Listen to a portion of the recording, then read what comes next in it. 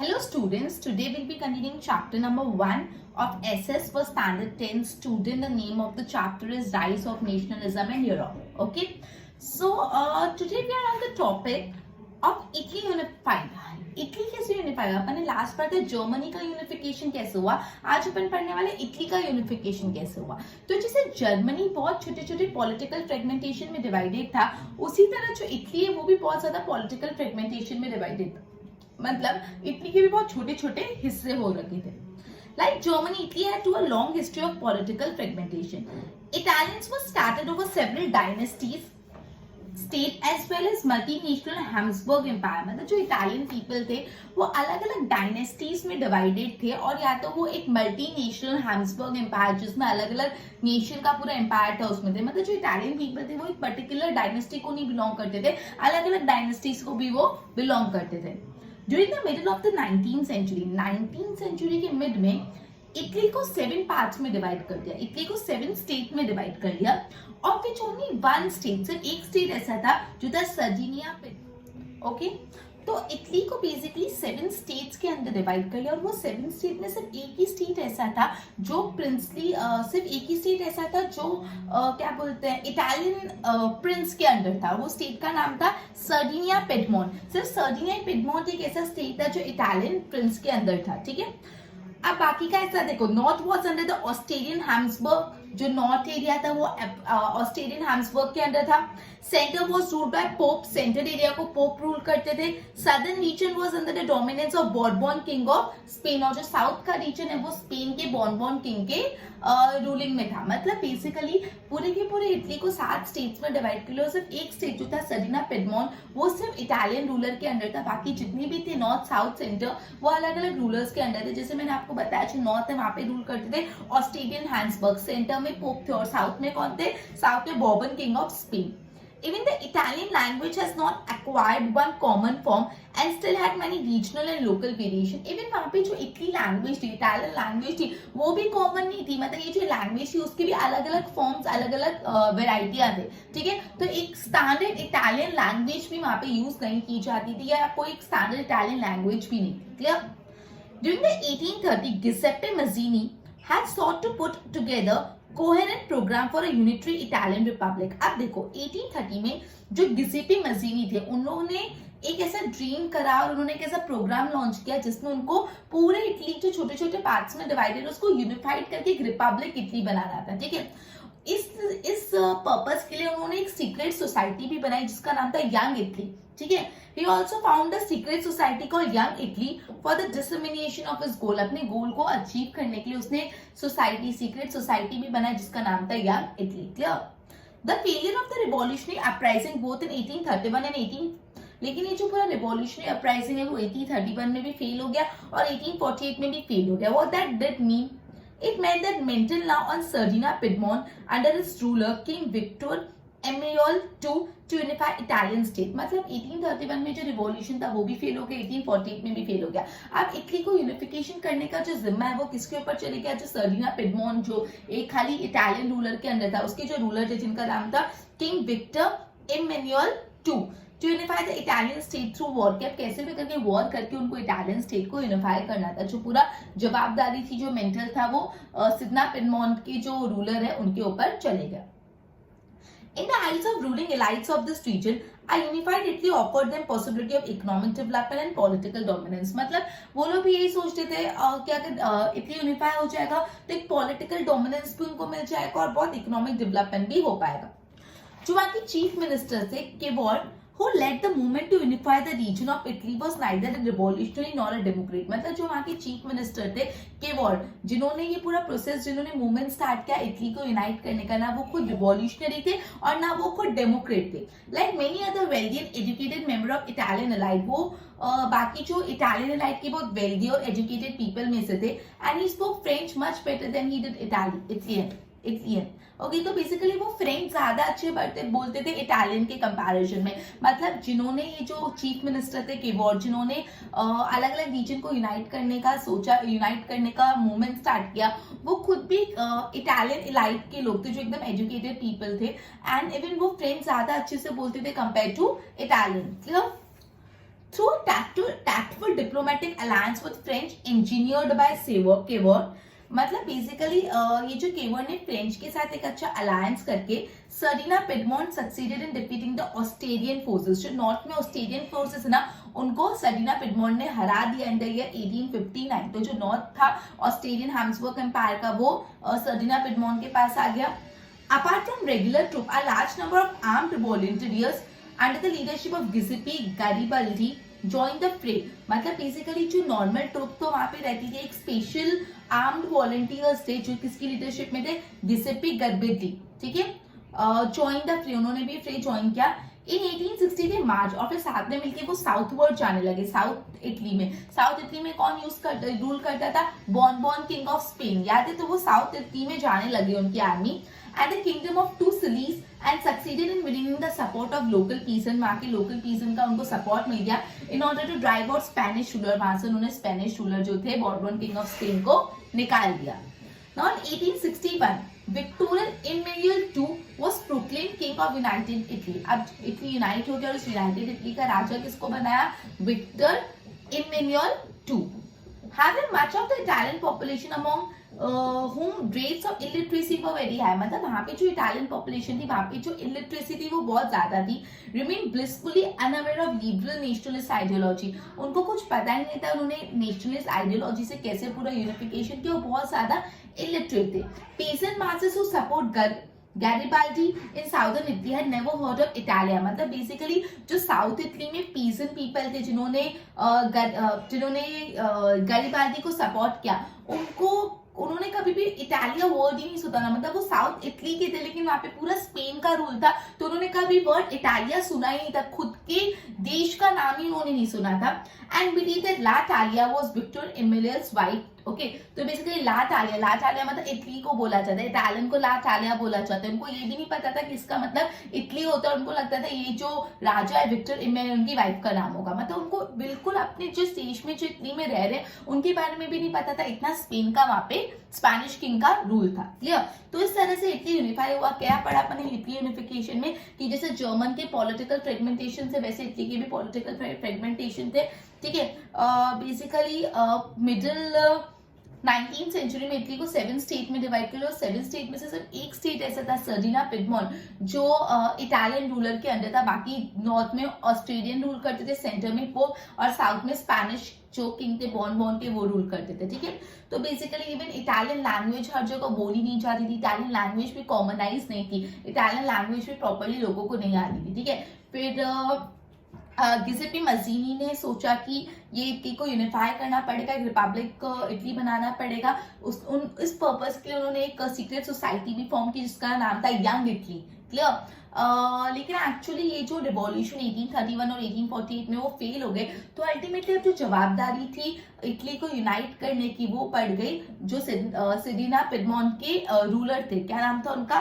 King Victor Emmanuel II। उन पे पूरा जवाबदारी आ गई कि सब चीज को यूनाइट करना है। क्लियर? इटली को यूनाइट करना है, ठीक है। ओके, और उनको भी ऐसा लगता था कि अगर हम ये सारे इटली रीजन को यूनिफाई कर लेंगे अलग अलग रीजन को, तो उनका पॉलिटिकल डोमिनेंस बढ़ जाएगा और इकोनॉमिक डेवलपमेंट भी हो पाएगा। जो वहाँ के चीफ मिनिस्टर थे सिबोर्ड, जिन्होंने बेसिकली मूवमेंट स्टार्ट कर इटली को यूनाइट करने के लिए, वो ना खुद रिवोल्यूशनरी थे ना वो खुद डेमोक्रेट थे, वो एक जो इटालियन इलाइट पीपल में थे जो एकदम एजुकेटेड थे। एंड इवन वो फ्रेंच ज्यादा बोलते थे एज कम्पेयर टू इटालियन, मतलब उनको फ्रेंच ज्यादा अच्छे से बोलने आती थी एज कम्पेयर टू इटालियन, ठीक है। उसके बाद सबसे पहले उन्होंने नॉर्थ में जो ऑस्ट्रेलियन एम्पायर है उनको हरा के नॉर्थ कैप्चर किया। फिर उसके बाद किनकी लीडरशिप में? गिसेपी गैरिबाल्डी की लीडरशिप में वो लोग नीचे साउथ में गए और जो साउथ में बॉर्बन किंग ऑफ स्पेन थे उनको हरा दिया। अब अल्टीमेटली इटली यूनाइट हो गया और यूनाइटेड इटली के राजा कौन बने? भाई 1861 में विक्टर इमेन्युअल II उनके राजा बने। ओके, और तब इटालियन बेसिकली जो साउथ में उन्होंने कैप्चर किया था तो वहाँ के जो लोकल पीसेंट है उन्होंने बहुत सपोर्ट किया था ये जो गिसेपी गैरिबाल्डी को, जो बेसिकली आर्मी के हेड थे, ठीक है। तो ऐसा बोला है कि वहाँ के पीपल इतने अनएजुकेटेड थे, इतने इलिटरेट थे, और वो इटली में रहते थे, उनको खुद के देश का नाम भी नहीं पता था, इटालियन वर्ड भी नहीं पता था, और ला इटालिया जिसका मतलब होता है इटली, उनको लगता था वो जो उनके राजा है विक्टर एम्पायर उनकी वाइफ का नाम होगा, मतलब उनको इतना भी बेसिक नहीं पता था अपने देश के बारे में। क्लियर? तो ये पूरा एथिकल यूनिफिकेशन मैंने 2 बार तुमको समझाया। क्लियर? अब अपन चाहते हैं एक strange case of Britain. Britain का कैसे यूनिफिकेशन हुआ वो हम पढ़ने वाले। थोड़ा अजीब है, स्ट्रेंज केस, नॉर्मल रिवॉल्यूशन से नहीं हुआ, थोड़ा अलग तरीके से हुआ। कैसे हुआ पढ़ते हैं। Clear? The model of the nation or the nation state, some scholar have argued is Great Britain. तो बोला जो नेशन स्टेट का एक मॉडल हम किसी को बोल पाए ना तो वो ग्रेट ब्रिटेन है। In Britain, the formation of nation state was not the result of sudden upheaval or revolution. बोला जब ब्रिटेन में नेशन स्टेट का कंसेप्ट आया वो कोई रिवॉल्यूशन या कोई अपहील के कारण नहीं है, कोई सडन सा रिवॉल्यूशन हुआ और नेशन स्टेट बन गया, ऐसे नहीं, बल्कि ये लॉन्ग ड्रॉन प्रोसेस का रिजल्ट है। बहुत लंबा चौड़ा प्रोसेस हुआ, उसके बाद जाके ग्रेट ब्रिटेन बना। There was no British nation prior to the 18th century. बोला 18th सेंचुरी के पहले कोई भी ब्रिटिश नेशन ही नहीं था। क्यों नहीं था? बिकॉज वहाँ पे जो प्राइमरी आइडेंटिटी, जो ब्रिटेन में पीपल की आइडेंटिटी थी, वो inhabited the Britain isles for ethnic one. कुछ इंग्लिश थे, कुछ विलिश थे, कुछ स्कॉट थे, कुछ इरिश थे। मतलब बेसिकली जो ब्रिटेन में लोग रहते थे वो अपने अपने इथनिक ग्रुप में रहते थे। किसका इंग्लिश इथनिक ग्रुप था, किसी का वेल्श, किसका स्कॉच, किसी का इरिश, और ये सारे जो इथनिक ग्रुप, उनका खुद का कल्चरल एक्टिविटीज होती थी, उनका खुद का पॉलिटिकल ट्रेडिशन होता था, वो अपने हिसाब से जीते थे। But as the English nation steadily grew in wealth, लेकिन इन समय से जो इंग्लिश पीपल थे, इंग्लिश नेशन था, वो धीरे धीरे वेल्थ में, इंपॉर्टेंस में और पावर, तीनों तरीके से बहुत ग्रो हुआ। It was able to extend its influence over the other nation of the island. मतलब बेसिकली जो इंग्लिश नेशन था वो वेल्थ में भी बहुत ग्रो हुआ, पावर में भी ग्रो हुआ, इंपॉर्टेंस में भी ग्रो हुआ, और उसने अपना जो कंट्रोल है आइलैंड के जो दूसरे नेशन है वहां पे भी फैलाने लग गए। ठीक है? English Parliament which has seized power from the monarchy in the year 1688, मतलब अब वहां पे एक इंग्लिश पार्लियामेंट बन गई थी, और ये जो इंग्लिश पार्लियामेंट कैसे बनी थी, उन्होंने मोनार्की से पावर छीनी थी in the year 1688। At the end of the Procreated conflict was the instrument through which nation state with England at its center came to be forged. The act of union between England and Scotland, मतलब basically जो England थे और Scotland unite हो गए, resulted in formation of United Kingdom of Great Britain. और ये जब Scotland और जो इंग्लैंड मिक्स हुए, यूनाइट हुए, तो बना Great United Kingdom of Great Britain. Clear? Man in effort that English was able to impose its influence over Scotland, मतलब इंग्लिश पीपल ने स्कॉटलैंड पे भी अपना असर जमा दिया। Clear? The British Parliament was henceforth dominated by English members. जो British parliament थी वहां पे कौन मेजरली मेंबर थे? इंग्लिश मेंबर्स ही थे। वहां पे डोमिनेंस किसका था? इंग्लिश मेंबर्स का। The growth of Britain identity means that Scotland's distinctive culture, उसका political institution was systematically suppressed। मतलब बोला जैसे ब्रिटिश की आइडेंटिटी बढ़ रही थी तो जो स्कॉटलैंड का स्कॉटलैंड का कल्चर, स्कॉटलैंड की पॉलिटिकल इंस्टीट्यूशन दबते गए, सप्रेस होते गए। The Catholic clan that inhabited in Scottish Highland suffered terrible repression whenever they attempt to assert their independence। मतलब जो बेसिकली स्कॉटलैंड में कैथोलिक क्लैंस रहते थे, वो जब भी अपने इंडिपेंडेंस की बात करते थे, अपने पॉइंट रखने की बात करते थे, अपने कुछ मैटर्स की बात करते थे, तो उनको सप्रेस कर दिया जाता था। The Scottish Highlanders were forbidden to speak the Gaelic language। In fact, जो स्कॉटिश हाईलैंड, जो हाईलैंड पे रहते थे, उनको खुद की लैंग्वेज बोलना भी अलाउ नहीं था, उनको अपनी नेशनल ड्रेस पहनना अलाउ नहीं था, and large number of forcibly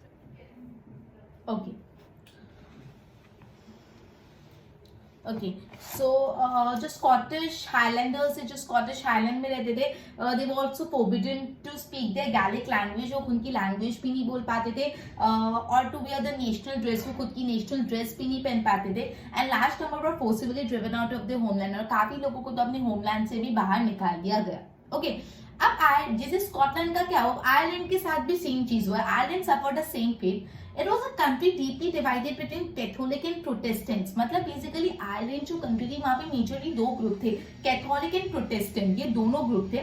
so the English people help the Protestant of Ireland. तो बेसिकली यहाँ पे इन दोनों ग्रुप में से जो इंग्लिश पीपल ने, उन्होंने प्रोटेस्टेंट्स को हेल्प करी to establish the dominance over large Catholic country. और उन्होंने इंग्लिश पीपल ने आयरलैंड की जो प्रोटेस्टेंट थे उनको मदद की कि कैथोलिक के ऊपर अपना रूल डोमिनेंस जमा पाओ। Catholic revolt against British dominance पर सप्रेस। तो कैथोलिक ने रिवॉल्ट भी किया ब्रिटिश के डोमिनेंस पे, लेकिन वो उनका रिवॉल्ट सप्रेस कर दिया गया।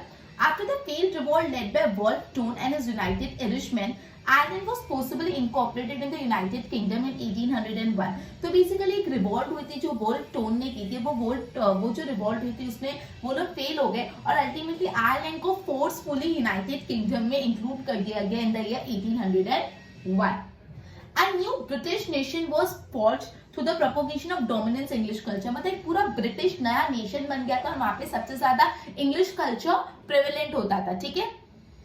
सिंबल ऑफ न्यू ब्रिटेन, नया ब्रिटिश फ्लैग आया, यूनियन जैक जिसको बोलते हैं, नेशनल एंथम उनका God save our Nobel king, English language, ये सब बहुत प्रमोट होने लगी. मतलब उनका खुद का नेशनल फ्लैग, नेशनल सॉन्ग, उनकी नेशनल लैंग्वेज प्रमोट होने लगी और जो ओल्डर नेशन है वो इस चीज को सर्वाइव नहीं कर पाए. क्लियर. तो ये था कि बेसिकली ब्रिटेन के साथ क्या हुआ. तो सबसे पहले यहाँ पे बोला कि 18th सेंचुरी तक तो प्रायर टू 18th सेंचुरी तो कोई बेसिकली ब्रिटिश नेशन ही नहीं था. मतलब वहां पे जितने भी पीपल थे अलग अलग इतने ग्रुप के थे. कुछ इंग्लिश पीपल थे, कुछ स्कॉटिश पीपल, कुछ इरिश पीपल, अलग अलग इतने ग्रुप के पीपल थे. वो खुद का कल्चर, खुद का ट्रेडिशन, ये सारी चीजें फॉलो करते थे. क्लियर. बेसिकली लेकिन जो इंग्लिश नेशन था ना वो धीरे धीरे अपने डोमिनेंस में बढ़ने लग गया. उनका पावर, उनकी वेल्थ, उनका मनी, ये सब बढ़ने लग गया. तो वो अपना डोमिनेंस एस्टैब्लिश करने लगे आयरलैंड के दूसरे नेशन पे भी. ठीक है. इंग्लिश पार्लियामेंट सेटअप हुई और वो पार्लियामेंट जो सेटअप हुई थी मोनार्की से अपनी पावर छीन के in the year 1688 English parliament set हुई थी. फिर इंग्लिश और स्कॉटलैंड ने यूनाइटेड वे में United Kingdom of Great Britain form किया और इस टाइम पे जो स्कॉटिश पीपल थे उनको सप्रेस कर दिया गया. इंग्लिश पीपल खुद का डोमिनेंस रखते थे, स्कॉटिश पीपल का बिल्कुल एग्जिस्टेंस हटा दिया. जो स्कॉटिश आइलैंड में पीपल रहते थे उनको अपना लैंग्वेज बोलना अलाउड नहीं था, उनको अपनी नेशनल ड्रेस पहनना अलाउड नहीं था. और इवन काफी स्कॉटिश हाईलैंडर्स जो थे उनको तो निकाल भी दिया. सिमिलरली आयरलैंड के साथ भी ऐसा हुआ. आयरलैंड में दो मेन ग्रुप्स थे, Catholic and Protestant. English people ने प्रोटेस्टेंट्स का सपोर्ट करके कैथोलिक को सप्रेस किया. कैथोलिक ने रिवॉल्ट किया लेकिन अल्टीमेटली कुछ टाइम एक फेल्ड रिवॉल्ट हुआ था बाय वॉल्फ टोन. उसके बाद तो जबरदस्ती आयरलैंड को बेसिकली यूनाइटेड किंगडम में इंक्लूड कर दिया गया और पूरा का पूरा एक न्यू ब्रिटेन बना जिसमें इंग्लिश लैंग्वेज सबसे ज्यादा डोमिनेंस थी. उनका यूनियन जैक जो उनका नेशनल फ्लैग है वो, उनका national song God save our Nobel king, उनके इंग्लिश लैंग्वेज का पूरा डोमिनेंस हो गया. और जो बाकी जो स्कॉटिश, इरिश और जो अलग अलग बेसिकली कम्युनिटीज थी, you can say language speaking people थे, वो पूरे के पूरे सप्रेस हो गए. क्लियर. तो ये था ग्रेट ब्रिटेन कैसे बेसिकली ब्रिटेन कैसे एक नेशन स्टेट बना. अब नेक्स्ट टॉपिक है visualising nation. Okay, while it was easy enough to represent a ruler through a portrait or a statue, how does one go about giving a face to a nation? मतलब अगर आपको कोई ruler को बताना है तो आप रूलर का पिक्चर बना सकते हो या रूलर का स्टेचू बना सकते हो, लेकिन आप एक नेशन को कैसे बताओगे, नेशन को कैसे विजुअलाइज करोगे, नेशन को कैसे आप रिप्रेजेंट करोगे. सो artist in 18th and 19th century found a way out of personifying a nation. मतलब जो आर्टिस्ट थे 18th-19th सेंचुरी उन्होंने एक नया तरीका ढूंढा नेशन को बताने के लिए, रिप्रेजेंट करने के लिए, पर्सोनिफाई करने के लिए. In other word they represent country as if it was a person. मतलब वो कंट्री को भी ऐसे रिप्रेजेंट करते थे जैसे कंट्री कोई पर्सन है. Nations were then portrait as a female figure. Nations को कैसे पोर्ट्रेट करा जाने लगा, एक फीमेल फिगर. तो एक एमसीक्यू में पूछे नेशंस को portrait as a female figure और male figure, so they were portrait as a female figure. Female form that was chosen to personify the nation did not stand for any particular woman in real life. मतलब ये जो पूरा female form choose किया nation को personify करने के लिए, बताने के लिए, ये कोई फीमेल कोई पर्टिकुलर रियल लाइफ की फीमेल वुमेन, आई मीन कोई वुमेन नहीं थी. rather sought to give an abstract idea of the nation or a concrete form. खाली वो ऐसा रिप्रेजेंट करते थे कि जब भी कोई नेशन की बात आई तो वो उसको फीमेल फिगर मानते थे, फीमेल वे में पर्सोनिफाई करके उनकी बातें करते थे. That is a female figure became an eulogy of the nation. Eulogy मतलब देखो नीचे definition. When an abstract idea, for instance, greed, envy, freedom, liberty, मतलब जब कोई भी abstract idea, freedom हो गया, greed, liberty, hatred, जब कोई भी emotional abstract idea को is expressed through a person or a thing. मतलब अगर आप कोई भी abstract idea को कोई person से, कोई चीज से represent करते हो, an eulogy story has two meaning, one literal and one symbolical. मतलब basically eulogy मतलब जब भी आप कोई भी abstract idea को कोई figure, कोई person से या कोई चीज से represent करते हो तो उसको हम लोग बोलते हैं eulogy. You will recall that during French Revolution, artists used a female eulogy to portray ideas such as liberty, justice and republic. तो बोला French Revolution के टाइम पे जो आर्टिस्ट थे उन्होंने फीमेल एलॉजी को यूज किया था अलग अलग आइडिया एक्सप्रेस करने के लिए, जैसे लिबर्टी हो गया, जस्टिस हो गया, रिपब्लिक हो गया, सबको रिप्रेजेंट करने के लिए फीमेल एलॉजी यूज हुई थी. These ideas were represented specific objects or symbol. As you remember, the attributes of liberty are, अपन ने पढ़ा था 9th standard में, red cap, broken chain, while justice बताते कैसे थे, एक ब्लाइंड फोल्ड वुमेन होती है, carrying a pair of weights and scale, मतलब एक ब्लाइंड फोल्ड वुमेन और हाथ में वेट्स एंड मेजरमेंट होता है, और इसके हम क्या रिप्रेजेंट करते हैं, न्याय, जस्टिस। क्लियर? तो फीमेल एलॉजी को यूज किया है जस्टिस को रिप्रेजेंट करने के लिए, फीमेल फिगर जिसके हाथ पे पट्टी बंधी हुई और हाथ में वेट्स एंड मेजरमेंट्स है। Similar female allegory were invented by the artists in 19th century to represent nation. In France, she was christened Marianne, a popular Christian name. Basically, France में जो female figure represent होता था वो कौन थे? वो थे Christian Mariana एक popular Christian name था, which underlined the idea of people's nation. Her characteristics were drawn from those of liberty and republic. Red cap, tricolor, and a cockade. ठीक है, cockade क्या होता है? Basically कोई badge जैसा कुछ होता है. Clear? Statue of Marianne were erected in public square to remind people of the national symbol. Marianne की जो बेसिकली स्टैचूज थे वो पब्लिक जगह पे रखा जाता था, जैसे लोगों को पता चला है सिंबल ऑफ यूनिटी इन सब के बारे में। And persuade them to identify it. Marianne images were marked on coins और स्टैम्प पे भी उनके इमेजेस थे। सिमिलरली जर्मानिया बिकेम द एलॉजी ऑफ जर्मन नेशन। जो जर्मन नेशन है उनकी एलॉजी, उनकी फीमेल फिगर क्या थी? जर्मानिया। ठीक है, इन विजुअल रिप्रेजेंटेशन में जर्मानिया कैसे होते हैं, कैसे दिखते हैं? It wears a crown of oak leaf. Oak जो लीव्स होता है उसका पूरा क्राउन पहनते हैं। As German oak stands for heroism, because German का जो ओक है उसका मतलब होता है हीरोइज्म। इससे जो जर्मानिया एक फीमेल एलॉजी है उसको सर पे कैसा ओक ट्री का, ओक के पत्तों का, ओक के लीव्स का क्राउन पहनाया गया। ठीक है, सो इस तरह से आर्टिस्ट जो थे वो नेशन को विजुअलाइज करते थे usually as a female figure, और किस किस तरह से रिप्रेजेंट करते थे अपन ने पढ़ा। फीमेल एलॉजी यूज करते थे। ओके, फ्रांस में जो था वो उसमें जो फीमेल फिगर यूज करते थे वो क्रिस्टल मारिनिया यूज करते थे, और जो बेसिकली जर्मन में जर्मानिया। ठीक है, और दोनों का डिस्क्रिप्शन भी बताया। तो बेसिकली अपन ने आज पढ़ा कि इटली कैसे यूनाइट हुआ, ब्रिटेन कैसे यूनाइट हुआ, और एक नेशन को कैसे आर्टिस्ट विजुअलाइज करते थे। अब जो नेक्स्ट अपना टॉपिक बाकी nationalism and imperialism, next session में चैप्टर कंप्लीट हो जाएगा अपना। Till then good bye.